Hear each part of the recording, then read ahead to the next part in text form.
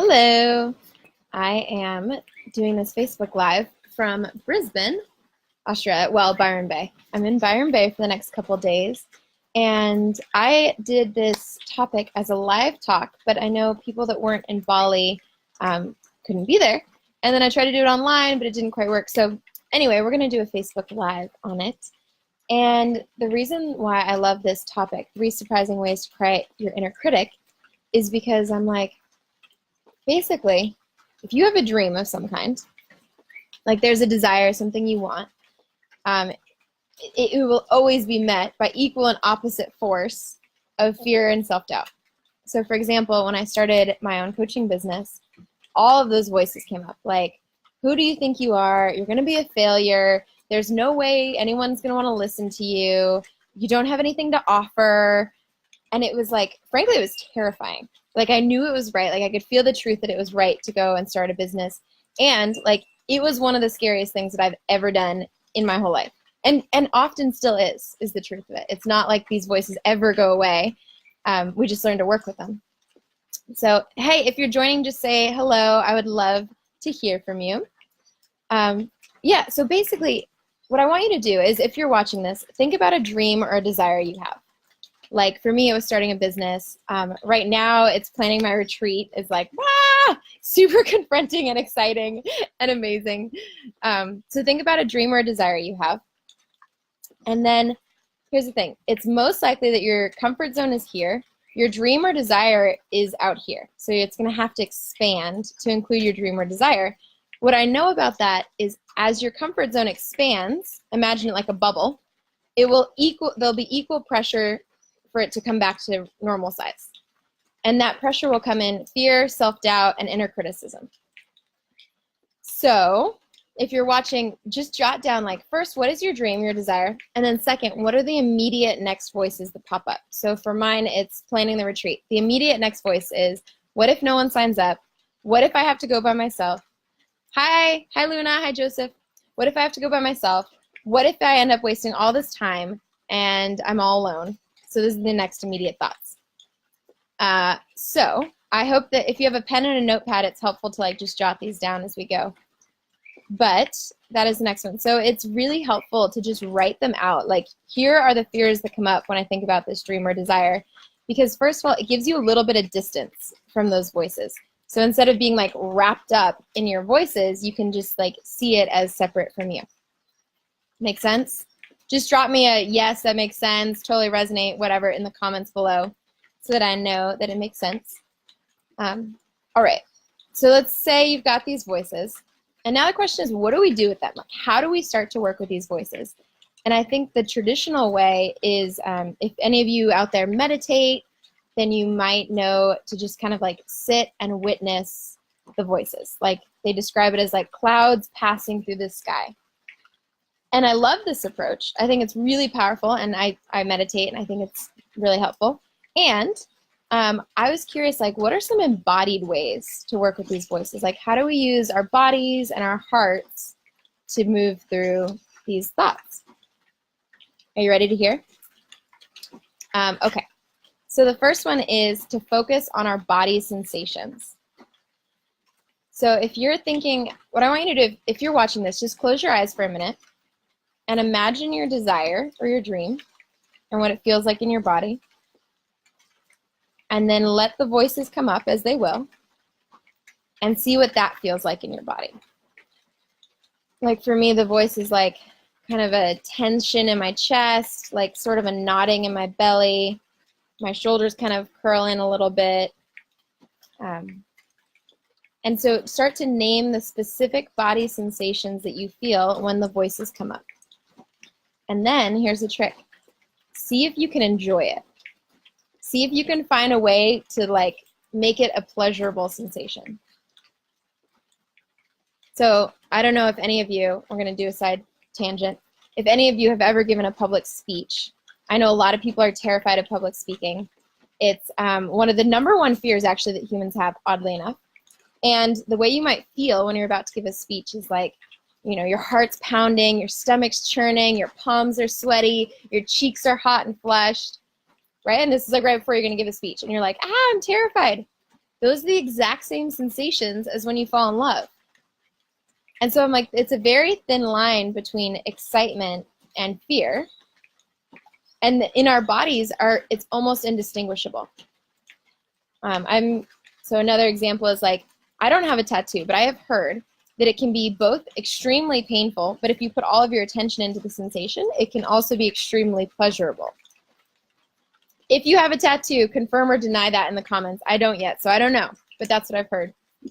But yeah, so that's the first way to work with these voices, is just to drop into your body and be like, what are the sensations in my body, and can I enjoy the sensations? So like that tension in my chest or that curling in my shoulders, it's like, ooh, it kind of feels good. Like it feels like cozy and tucked in. And so that's my first way for you. Ready for the second one? And if you're joining and watching, just drop a hello, hey, so I know you're there. If it's resonating, let me know. I like it to be interactive as much as possible, so I don't feel like I'm just talking to myself on my computer screen. So just say hi, let me know if you're doing this live. Okay.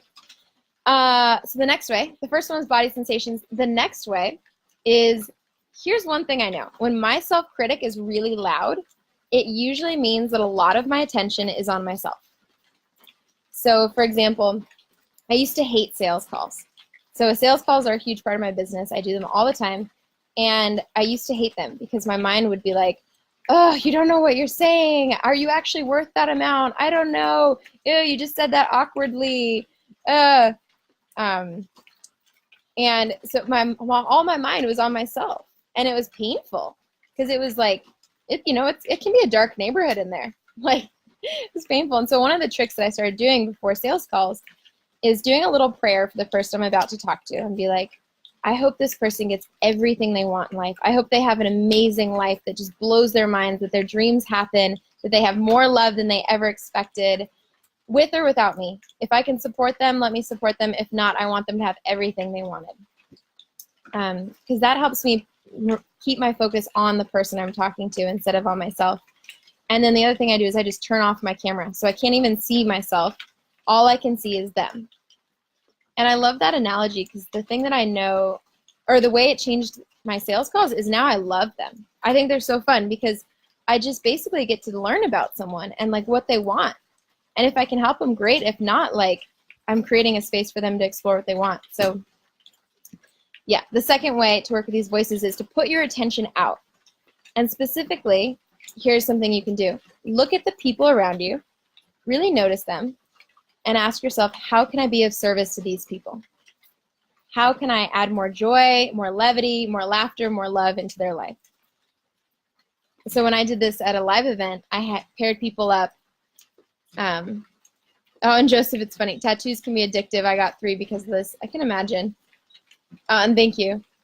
Yeah, so when I did this live, I paired people up, and I had them, in 60 seconds, they had to find a way to add value to the person across from them. So some people did a guided meditation, other people complimented them, other people shared information about vegan recipes. Like, everyone has different ways that they like to be of service. But the point is, if your self-critic is loud, being of service is one of the fastest ways to get through that.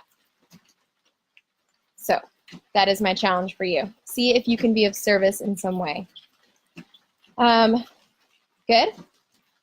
All right. And let me know in the comments if this is resonating. How do you be of service? Do you put your attention out? Does it help? Okay, we're going to move on to the third way. The third way is probably one of my favorites, which is have a laugh about it. So there was the story of Olivia. Some of you know it was her birthday yesterday. She just moved to Lisbon, and I had just moved to Bali. And both of us were kind of like trying to make friends and like not quite sure who our community was. And she called me up one day and she's like, Megan, am I just a big loser? And I bust up laughing. So I was like, no, you're a badass. You're amazing. Of course you're not a big loser. And her fears seemed so ridiculous to me. But the thing is, I had the exact same fear. Was like, am I a loser? Does anyone like me? Do I have any friends? But it was like, in hearing hers, and then I made some jokes about it, and she made jokes about it, and then pretty soon we were cracking up laughing about the ridiculousness of our fears. So this is probably the most powerful way to work with those voices is to find a friend that does not take your fears seriously and that can make you laugh about it. And this is a fine line, right? Because like someone's fears can be very personal and vulnerable. But the way I would say it helps to make someone laugh about it is by either a shared experience, like, oh, I know that experience, like me too, or by just blowing their fears out like exponentially. And then it seems ridiculous. So I actually did this with my friend Denise yesterday about the retreat. And I was like, Denise, what if nobody comes? And she's like, yeah, it'll be awful. Then you'll just have to invite your friends up and go party in the Bali jungle all by yourself. It'll be terrible. And I'm like, oh, okay, that actually would be kind of fun. Yeah, so laughter. Laughter, they say laughter is the best medicine, and I think that that is true. But what it requires is to not take your own fears so seriously. You have to step outside of your own fears in order to laugh about them. So those are the 3 ways from the talk I did. I'll just do a quick recap if you're just joining us. The first way is when you are hearing a lot of self-doubt and inner criticism is to drop into your body and be like, what sensations am I feeling in my body? Like tension, tightness, hot, cold, and can I enjoy them? That's the first way. Second way is put your attention out. Try to be of service to someone else. If it's a dark neighborhood in here, get out and see how you can help people around you. And then the third way is call up someone, tell them your fears or your self-doubt, and have a good laugh about it. And I like these ways because they're like, they use our body and they use our heart and they use each other and in connection. And I think that's one of the most powerful ways to move through those voices, especially because we tend to have this feeling like we're terminally unique.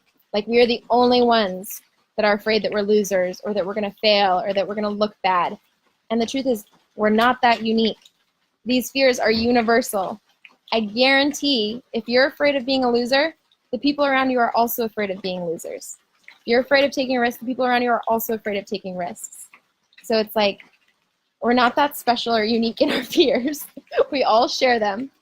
And there's something about just like letting them out in connection when it feels safe and trusting that can be so freeing. So I hope that was helpful. I hope it inspires you to work with these voices so that you go after the things that you want and are letting yourself take those risks and follow those dreams because the world needs them. And if you are harboring a secret dream or a fear, or if you have a secret desire or dream that you're harboring and you're like, how do I move through my resistance? Send me a private message. Let me know what your dream is. And if I can help, I want to. Okay? Also, feel free to comment below. I would love to hear like which of these 3 ways resonate with you, which one doesn't.